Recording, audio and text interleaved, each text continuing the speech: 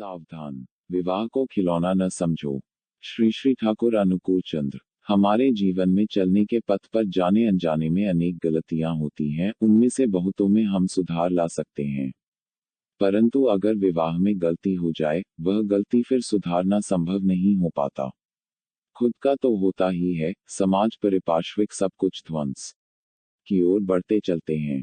इसीलिए श्री श्री ठाकुर जी बार बार विवाह के संबंध में सावधान किए हैं। यहाँ विवाह के संबंध में उनकी कही हुई कुछ उक्तियां दर्शाने की कोशिश किया है। वर्ण 4 प्रकार के होते हैं: विप्र, क्षत्रिय, वैश्य और शूद्र। गोत्र गो शब्द की उत्पत्ति गम धातु से हुई है, अर्थात गति, और त्र आया है त्रय धातु से, मतलब त्राण करना। इसीलिए गोत्र का अर्थ है जिनके माध्यम से वंश की धारा या गति रक्षित होती है, वही स्मरणीय पितृपुरुष या ऋषि, वही होते हैं गोत्र पिता। प्रवर, प्रत्येक गोत्र के अनेकों प्रवर होते हैं। प्रवर मतलब वंश में प्रकृष्ट वर्णीय व्यक्ति। गोत्र प्रवर्तक ऋषि के और सजात संतान या कृष्टजात संतानों के बीच जो लोग भक्ति, ज्ञान, गुण, चरित्र, कर्मदक्षता, साधना की दिशाओं से सबसे प्रकृष्ट वर्णीय, वे या वो लोग ही प्रवर के नाम से अभिहित होते हैं। यहाँ याद रखना होगा, अलग गोत्र होने से भी प्रवर एक हो सकते हैं। जैसे वात्स और सावर्ण्य अलग गोत्र हैं, परंतु यह दो गोत्र के बीच में विवाह निषिद्ध है, कारण यह दो गोत्रों के प्रवर एक हैं। बहुत समय ऐसा होता है, कोई गोत्र के 5 प्रवर हैं, उनमें कोई एक प्रवर अन्य गोत्र के साथ मिल जा रहे हैं। वहां यह गोत्र दोनों अलग होने से भी विवाह निषिद्ध है। जैसे अत्रि और कात्यायन, यह दोनों गोत्र के 3 प्रवर हैं, उनमें एक प्रवर दोनों में एक है। इसीलिए अत्रि और कात्यायन यह दो गोत्रों में विवाह विधेय है। अगर एक भी प्रवर मिल जाते हैं तभी समझना होगा अतीत में दोनों वंशधाराएं कोई समय में मिल गए थे। ऐसे रक्त का मिलन होने से, भाई बहनों के बीच शादी होने से जो होना होगा वही होगा। फलस्वरूप यह विवाह निषिद्ध है।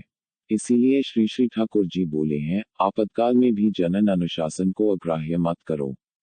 विवाह विधायना, वाणी क्रमांक 149। 4 वर्णों के प्रतिलोमजात संतानों को 6 श्रेणी किया गया है। 1. क्षत्रिय का विप्रजात कन्या से संतान सूत। 2. वैश्य का क्षत्रियजात कन्या से संतान मागध।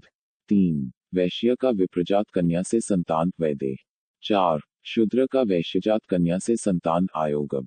5. शूद्र का क्षत्रियजात कन्या से संतान क्षता। 6. शूद्र का विप्रजात कन्या से संतान चंडाल। प्रतिलोमजात पुत्र संतानों का विवाह निषिद्ध है, परंतु कन्या संतान का विवाह दिया जा सकता है, अपितु अवश्य ही उच्च वर्ण में। क्रमशः 7 पुश्तों तक ऐसे श्रेवार के साथ विवाह होने के बाद प्रतिलोम कन्या की प्रतिलोम का कुप्रभाव दूर हो सकता है। याज्ञवल्क्य संहिता 1वां अध्याय। 4 वर्णों के अनुलोमज संतानों का 6 भाग। 1. विप्र का क्षत्रियजात कन्या से संतान मूर्धाभिषिक्त। 2. विप्र का वैश्यजात कन्या से संतान अंबिष्ट।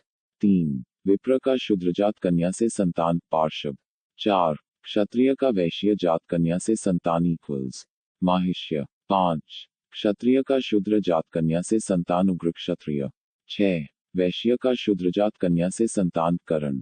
अनुलोमजात संतानों के विवाह के संपर्क में श्री श्री ठाकुर जी बोले हैं, पुत्र संतानों का विवाह होगा मातृवर्ण जैसा होगा वैसे घर में, और कन्याओं का विवाह होगा कम से कम पितृवर्ण में। इसके विपरीत कुछ करने से प्रतिलोम आने की संभावना है। समान वर्ण में विवाह सदृश है श्रेष्ठ।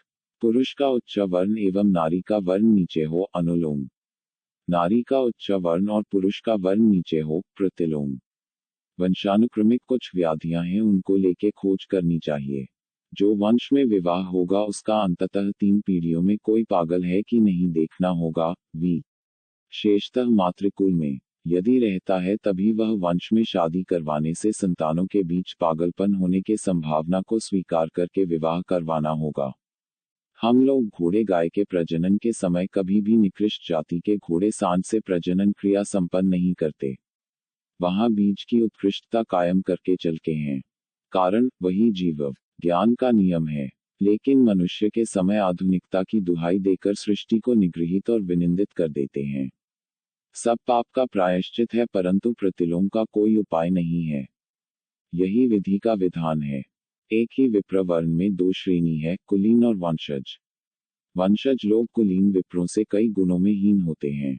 कुलीन विप्र संतान वंशज कन्या से विवाह कर सकते हैं, परंतु कभी भी वंशज के घर में बेटी नहीं दे सकते हैं, देने से प्रतिलोम होगा।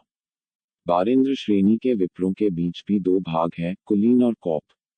फिर श्री श्री ठाकुर जी बोले हैं, यजमान उसके खुद के ऋत्विक की कन्या से विवाह नहीं कर सकता, और भी ऋत्विक उनके स्वयं यजमान से विवाह नहीं कर सकते, कारण यजमान शिष्या और कन्या समान है।